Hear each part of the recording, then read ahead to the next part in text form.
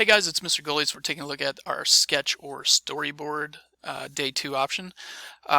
So if you are making a video game, 3D print, an app, or doing programming or coding where you're creating something, you will use this link here for the sketchpad, and you're going to make a sketch, some samples.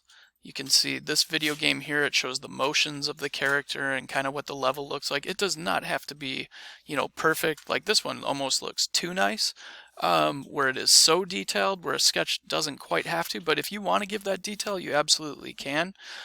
You'll also see that for something. Here's a sample of a print, and even this one looks. I mean, if yours didn't look as cleaned up as this, but you did have dimensions that you're planning, that would be perfect. So that's what we're looking for when it comes to a sketch. Everybody else, for video production, animation, augmented reality, you're doing storyboards, and some examples of a storyboard. Or actually, let me show in. Here's an app SketchUp, by the way. This is what an app one would look like. So now on to the storyboards. Here's a sample. It's a visual outline.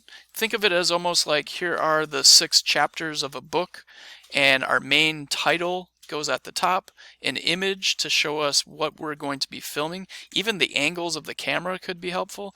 And then finally you give a brief description at the bottom. Here's another sample where they actually drew some of their own pictures, which is totally fine. I've provided a blank one that you can use where all the boxes are active.